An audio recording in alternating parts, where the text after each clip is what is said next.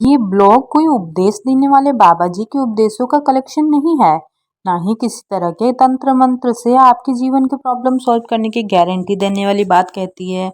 यहाँ पंडित जी सीधे सरल शब्दों में श्रीमद् भागवत गीता के श्लोक का अर्थ और उन्हें किस तरीके से असल जिंदगी में उतारा जाए ये बताते थे। पढ़ने वाले उनसे आर्ग्यूमेंट भी करते थे कि यहाँ पर ऐसा क्यों कहा गया है, वैसा क्यों कहा गया है, या फिर ये असल जिंदगी में पॉसिबल है ही नहीं, वगैरह वगैरह। पंडित जी हर सवाल को स्वागत करते थे क्योंकि सवालों से जवाबों के रास्ते खुलते हैं। कई बार सवाल हमें उस जवाब तक ले जाते हैं जिसे हम ना तो पहले सोच पा रहे थे, ना किसी बात को देखने का ऐसा नजरिया बना पा रहे थे। ऐसा नहीं था कि पंडित जी का गीता ज्ञान बस उनके ब्लॉग तक ही सीमित है। अभी भी अगर अपने दोस्तों के बीच में सुबह शाम की जब सैर होती है या फिर हर शाम पार्क में जमने वाली बैठक में वे कभी कभार स्पिरिचुअल डिबेट्स कर लेते हैं, वहां भी उन सब में अक्सर मतभेद होते हैं लेकिन मनभेद कभी नहीं होते हैं। पंडित जी के दोस्तों में एक वर्मा साहब भी थे। उनका शहर में खूब बड़ा कपड़ों का बिजनेस था जिसे अब उनके बेटे संभाल रहे हैं। वर्मा साहब ने तो अब खुद को पूजा पाठ और दान पुण्य तक ही सीमित कर लिया था। शहर की कोई धर्मशाला या फिर कोई मंदिर, कोई सरकारी स्कूल ऐसा नहीं था जहां वर्मा साहब के दान किए हुए कोई चीज ना हो। ये कैसे पता चलेगा कि कोई चीज वर्मा साहब जी ने दान किया है? तो उसके लिए वो वाटर कूलर, पंखे वगैरह जो भी दान की हुई चीजों पे हर दानी की तरह अपना नाम मेंशन कर देते थे। रोज शाम की बैठक में वर्मा साहब अपने किए दान पुण्य की बातें करते थे। ऐसा करने के पीछे उनका शायद कोई स्वार्थ ना हो, बस आज बता देते थे। लेकिन बाकी के बुजुर्गों को ऐसा महसूस होता कि वो अपने अगले जन्म के लिए कुछ भी पुण्य नहीं कमा पा रहे हैं। अब सब लोग वर्मा साहब की तरह पैसे वाले तो है नहीं। कभी अभी भी उनके घर की जिम्मेदारी से घिरे हुए वो, और दान तो वो कब तब करे कोई जब फैमिली की जरूरतें पूरी होगी ना।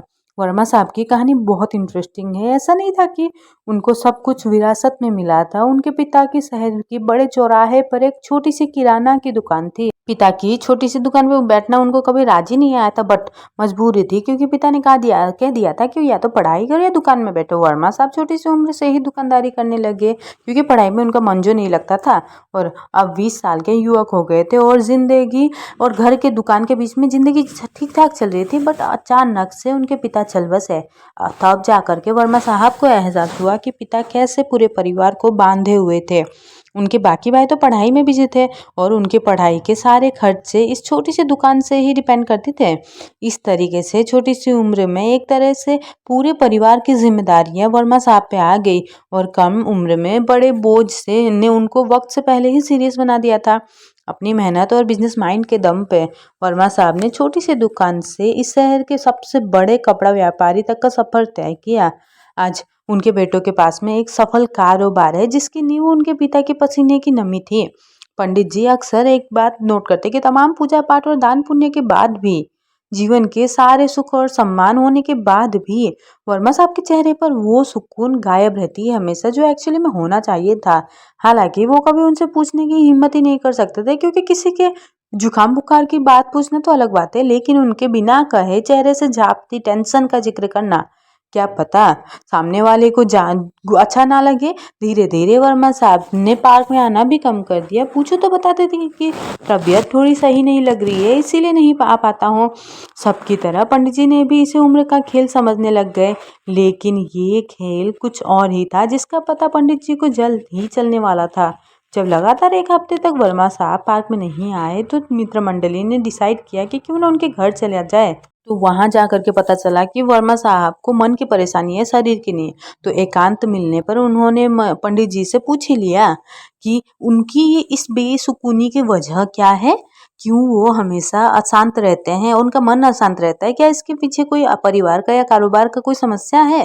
वर्मा साहब जैसे किसी के इसी तरीके के सवाल के पूछने के इंतजार में ही बैठे हुए, और पंडित जी के प्रति तो उनके मन में बड़ा सम्मान था ही, और जानते थे कि पंडित जी बहुत सुलझे हुए इंसान है, इसलिए उन्होंने अकेले में पूछा। सबके मन को समझने वाले और समझाने वाले भी है वो। और यार पंडित, मेरा मन हमेशा अशांत रहता है, मैं कितना भी पूजा पाठ कर लूँ, दान पुण्य कर लूँ, लेकिन मुझे शांति नहीं मिल रही है। मुझे हर वक्त यही लगता है कि मुझसे कुछ कमी हो गई है। मेरी पूजा ईश्वर तक पहुंच ही नहीं रही है, मेरे दान मेरे अगले जन्म के लिए पुण्य में नहीं बदल रहे हैं। और मैं सब कुछ करते हुए भी कुछ नहीं कर पा रहा हूँ, मुझे ऐसा फील हो रहा है। अब पंडित जी ने एक लंबी सांस ली और फिर उन्होंने गीता का ये श्लोक पढ़ा। विहाय कामान्य कर्मान् चरति निस्पृहः निर्ममो निरहंकार सशांतिम अधिगच्छति। ये श्लोक में भगवान श्री कृष्ण जी ने अर्जुन से कहा है कि जो मनुष्य सभी इच्छाओं और कामनाओं को त्याग कर ममता रहित और अहंकार रहित होकर के अपने कर्तव्य का पालन करते हैं, उसे ही शांति प्राप्त होती है। अब सरल शब्दों में इसका मतलब समझते हैं कि जब हम कोई भी काम करते हैं, चाहे वो अपना रोजमर्रा का हो या फिर किसी की मदद करने जैसा काम, यदि हम किसी भी तरह के स्वार्थ अहंकार से भर करके करते हैं, तब हमें किसी भी तरह के उस काम का सुकून मिलता ही नहीं है। अब जैसे हम किसी की मदद करना चाहते हैं, देखा जाए तो ये बहुत अच्छा विचार है, लेकिन इसके साथ ही हम ये भी सोचते हैं कि भाई हमारी वाहवाही हो, इस मदद या दान के बदले हमें पुण्य मिले या हमारे पाप कटे, तब हम निस्वार्थ भाव से दान ही नहीं कर रहे हैं। इसीलिए हो सकता है कि हमें पुण्य तो मिल जाए लेकिन शांति ना मिले। ये रूल जीवन के हर काम पर लागू होता है। अपने बच्चों को भी अपना इन्वेस्टमेंट नहीं समझना चाहिए कि आज हम इसे अच्छे से पालेंगे तो ये कल हमको केयर करेंगे। उनकी अच्छी अपब्रिंगिंग यानी कि परवरिश हमारी ड्यूटी है। हम दान करते हैं क्योंकि हम काबिल हैं, लेकिन उसके बदले ये उम्मीद रखना कि इसके बदले हमारा प्रचार होगा, ये घमंड की निशानी होती है ये चीज़। और ईश्वर उस हृदय में वासी नहीं करते जहाँ घमंड होता है। वर्मा साहब, आपने जिंदगी भर अपने परिवार के लिए मेहनत की और आपको लगता है कि उसके लिए आपके परिवार वालों को थैंकफुल होना चाहिए। वो होंगे भी, लेकिन इसका शुक्रिया वे एक समय के बाद करना बंद कर देंगे। लेकिन आप उनसे हर समय ये सुनना चाहेंगे। ऐसा ना होने पर आपको दुख होगा। जबकि देखा जाए तो आपने किसी पर कोई एहसान नहीं किया है। आपने जो किया है वो परिवार के सदस्य होने के नाते आपकी रेस्पॉन्सिबिलिटीज थी। हर कोई अपने परिवार और समाज के प्रति इसी तरीके से अपनी रेस्पॉन्सिबिलिटीज निभाता ही है। आप पूजा पाठ करते हैं, ये भी उस भगवान के प्रति हमारा फर्ज ही है जिसने हमें मनुष्य के रूप में जन्म दिया और इस धरती के सभी सुख भोगने का अवसर दिया। अपनी पूजा का प्रदर्शन करके भी हम उस सुख से हाथ धो बैठते हैं। इसीलिए कोई भी काम बिना घमंड या फिर बिना सेल्फिशनेस के ही किया जाना चाहिए। तब मन पर किसी तरीके का बोझ नहीं रहता है। हम जानते हैं कि हमने अपना काम अच्छे से किया, बाकी उसका फल जो भी मिले उसे ईश्वर या किस्मत पे छोड़ देना चाहिए। वर्मा साहब को अब समझ में आ रहा था कि कहीं ना कहीं उन्होंने आज तक जो भी किया उसमें उनका एक स्वार्थ जरूर रहा था। लोगों द्वारा उनके एफर्ट्स को स्वीकारे जाने, उनका गुणगान किए जाने की इच्छा ने, और जब इसमें कहीं कोई कमी दिखी तो उनके मन का सुकून ही छिन गया। गीता के इस ज्ञान ने मेरी आंखें खोल दी। मुझे समझ आ गया है कि शांति की राह बिना किसी अहंकार और स्वार्थ के किए काम में होती है। उनके चेहरे पर अब थोड़ा सा सुकून झलकने लगा था।